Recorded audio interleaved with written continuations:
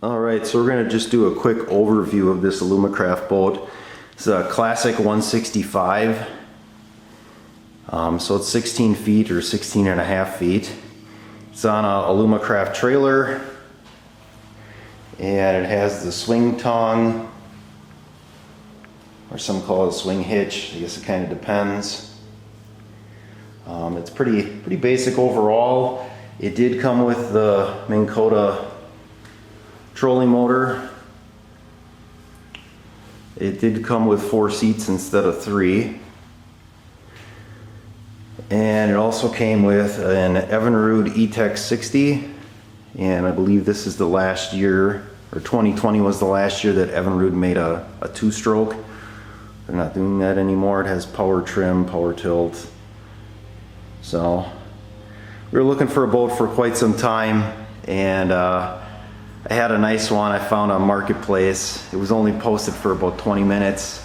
I told the guy, hey, when can I come look at it?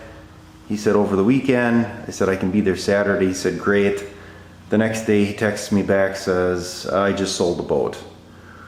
So when I saw this one pop up, I wasn't going to buy new because new ones are really expensive. This was a leftover, so there were some pretty good deals on this one. And I believe the motor had like a $650 rebate as well. That wasn't with the listing price, so that came off of the price. And well, the trolling motor was included, the 4th seat was included, the swing tongue. So I thought that was all right for what we paid. Kind of gives you the idea of the configuration here. We already lost there's a cup holder that goes in here that blew out. There is a travel cover that comes with it as well. I should have had that on, but I didn't. This is a look from the other side here. So we did have some problems with it. We had it out a couple times, and we're brand new to boating. I've never had a boat growing up. I've been on a few boats, but really didn't know any of the processes or procedures with the boat, especially the motor part of it. So we took it out and we're driving around for a while, and it died. It just quit. Tried to start it, nothing. Wouldn't want to start. So we ended up using the trolling motor and started back for the dock and got the motor running again. Went a little ways and it died. So that first time we went out, I had not primed this primer bulb. So the next time we went out, I'm like, that's got to be the issue. I didn't have it primed up. This thing's supposed to be pretty firm, I guess. Took it out, primed it up, started up, worked great. Tooled around a little bit, not real fast, about under 2,000 RPM or so. And it seemed like it sputtered or missed a few times, and I'm like, well, that's kind of strange, but it didn't quit, so I'm like, oh, that must have been it. So it was either the 3rd or 4th, maybe it was even the 5th time we went out onto a bigger lake. We're like, we're gonna open this thing up today. We're not gonna do any fishing, we're just gonna kind of cruise around and make sure everything's working. So primed it up, and we headed out at a pretty good clip, and sputtered, and it died. So then I immediately went back to the primer bulb, started pumping it up, got it tight, bolt for the engine fired right up, good to go. Started back in, same thing, quit. So we did that for probably, I don't know, half hour, 45 minutes, where we'd drive it as far as we could, would quit, pump it back up, drive it some more, and do it again. So I called the dealership that I bought it from, and they said bring it in, we'll take a look at it. And I guess there was a recall on the engine that they had performed, but there also was a vapor separator that was an issue, and they replaced it, and they took it on the lake, and they said they ran it for a good 30 minutes and they had no issues with it. So, and I don't know, there was something about they made some changes and the stuff wasn't tested like it should have been, and he said it's our fault for not taking it out on the water before you bought it. He said we really should have taken it out to make sure we had everything fixed, because they did that service bulletin. So works good now, and we're ready to take it out. I have been buying some accessories just because it's the way it goes. Anchor, rope, that type of thing. These little like things for the boat bumpers. I just got these load guides, or bunk load guides. I'm not sure if I got these on right. I know the guy said you want to leave some space because you don't want the paint of the bolt rubbing. It'll rub it off. And those were just a kind of a direct bolt on. The holes were already in the trailer. And it's adjustable depending on the size of the boat. And then also the transom saver, I got that as well. And that's just, I guess, to kind of help the back here so you don't end up cracking it from the weight of the motor when you're transporting it. So it has a 2XB bow system. I'm not sure exactly what that means.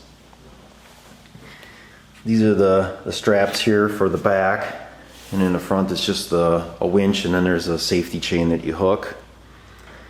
So this boat does have a fuel tank in the boat, so it's not a separate fuel tank, because I know that was a lot of advice I was getting. Oh, you got to open up your vent on your fuel tank. I said my fuel tank's built into the boat. It's not a separate tank, so that wasn't the issue.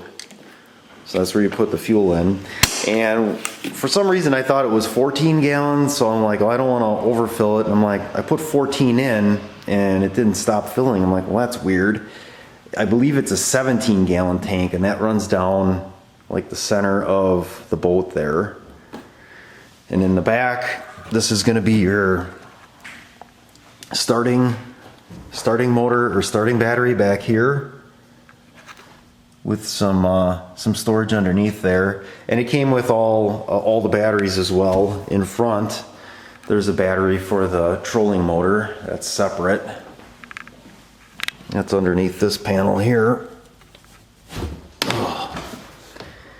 And then, I also bought some jumper cables, because I figured if that motor ever died again and we just had to depend on this trolling battery here, I could take the jumper cables and hook it up to the battery in the back, just so we'd have enough power to get back. But this battery seems to last a pretty long time.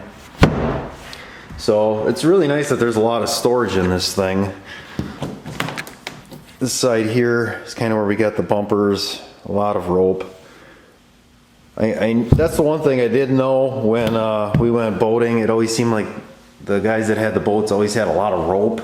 And now I get it. Like, you can never have enough rope, apparently. This side here is where we keep the life vests and that type of thing. So you just throw those in there. It's nice. There's a small storage compartment up here. You could put probably paperwork and that type of thing. This is part of the built-in live well.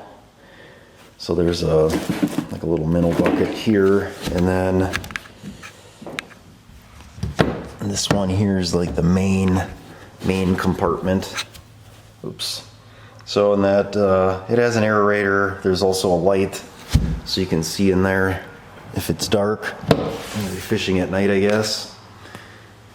So, and all the seats are the same. The back one, I think, what does it do? Swivel. I think it swivels further. Or no, it slides front and back because of the controlling the motor there, steering the motor. This is just where we throw the rods, so that works well. It's plenty long.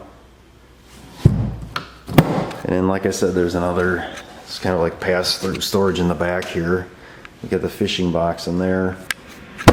So other than that, we like it. It gives us, a family of 4, plenty of room to fish. And I didn't think it was that bad. We paid $18,200. And that's, like I said, with the 4 seats, the swing hitch. It came with the spare tire, which is nice. Seat, swing hitch, spare tire. I thought there was something else too. The batteries, the trolling motor. So we have, like I said, spent a little bit on accessories, but I sold our little John boat. I got $500 for that, which was just a little rowboat, a little 10-footer. So we used that as kind of a motivation to look at getting a boat. So one last thing here, this would be the control panel. So you have a built-in fuel gauge, mile per hour, tachometer, and then there's a voltage gauge for the starting battery. This actually was a 12 volt, and I converted it to a USB so we could charge our phones if we needed to. There's plenty of wiring back in here. You could probably stick a 12 volt socket in there if you need. There's also these leads that are a ground and 12 volt positive. Those are just kind of there if you want to add on an accessory. That's the way it comes with the boat. And then, like I said, you got your there's lights. You can see it there. There's one in the back here as well. Lights, comes with a horn. And then you got your navigational lights. Those I didn't show you, those are stored right now. Those are the lights for the interior, bilge pump, and then the aerator for the live well. All your fuses are here. So it's a pretty nice setup. Capacity is going to be 700 pounds or 5 people or whatever you get to that combination. So, and then one last thing is the oil I'm using is the XD100. I already had somebody ask me, well, what type of oil are you using? You're using the X, what is it, X50, the X30? I'm like, I don't know, it's synthetic, it's gold. I think it was X100 or whatever. So it's supposed to be good oil. They sell it in bulk at the store as well, so. All right, other than that, we're gonna call that a video here.